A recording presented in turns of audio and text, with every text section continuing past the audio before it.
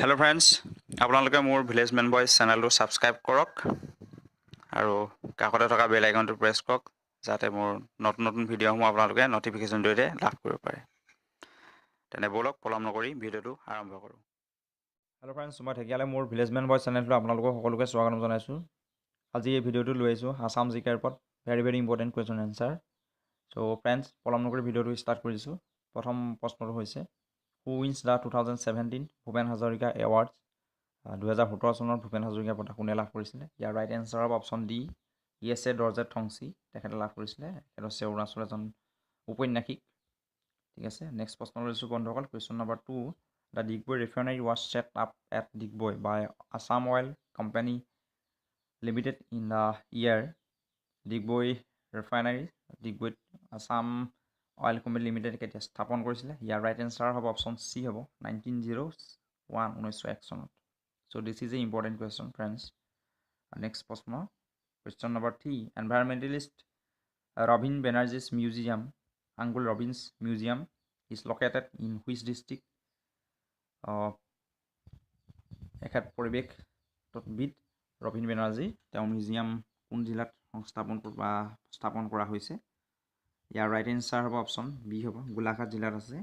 ঠিক আছে, next question লৈছোঁ বন্ধুসকল। Question number 4, who is also' known as the lion man of Assam.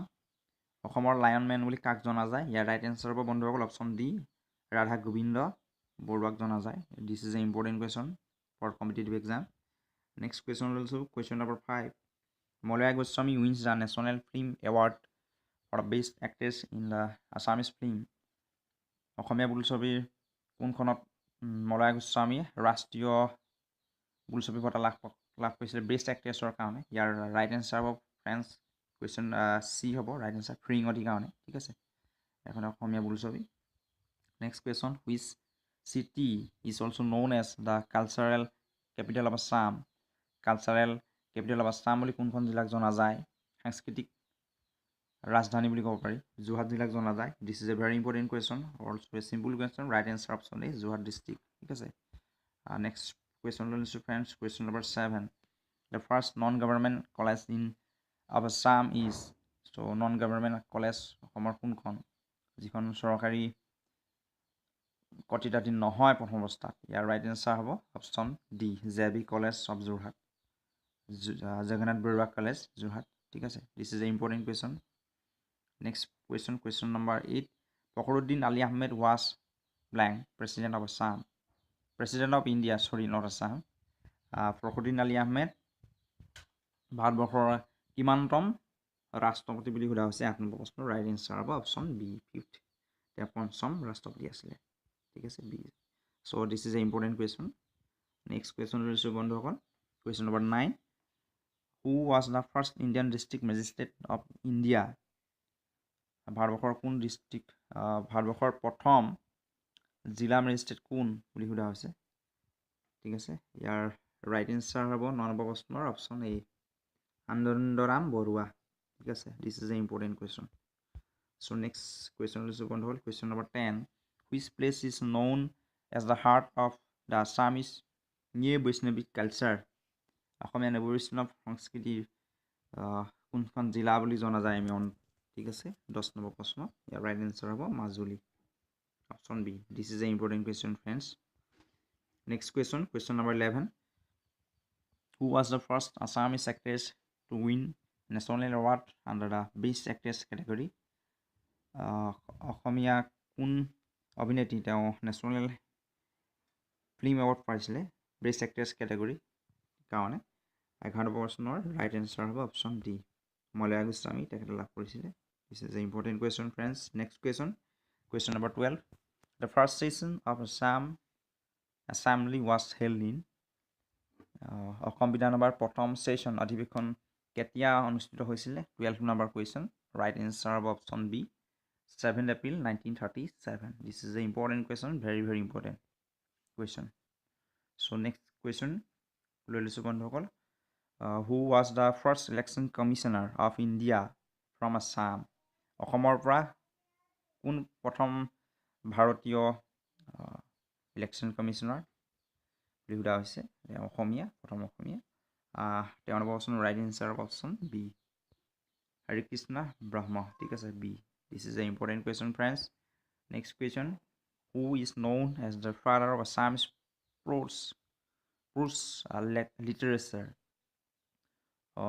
অসমীয়া গদ্য সাহিত্যৰ ফাদাৰ বুলি কাক কোৱা হয় বুলি কোৱা হৈছে ইয়াৰ ৰাইট এনচাৰ হ'ব অপশ্যন এ ভট্টদেৱক কোৱা হয় ঠিক আছে option A this is a important question so' next question লৈছোঁ বন্ধুসকল question number 15 which day will be observed as Rhino Day in India in Assam Rhino Day অসমৰ Rhino Day বুলি কোন তাৰিখটোক আমি মনা হয় ৰাইট এনচাৰ হ'ব option C 22nd September this is an important question friends next question who was the first Assamese governor of an Indian state প্ৰথম ভাৰতীয় governor কোন তেওঁ যিকোনো জিলাৰ আছিলে হুলন প্ৰশ্নৰ right answer of option D Bishnuram Medhi ঠিক আছে this is a important question next question লৈছোঁ বন্ধুসকল which one district is not under BTAD council তলত দিয়া কোনখন জিলা BTAD কাউন্সিলৰ ভিতৰত নপৰে ঠিক আছে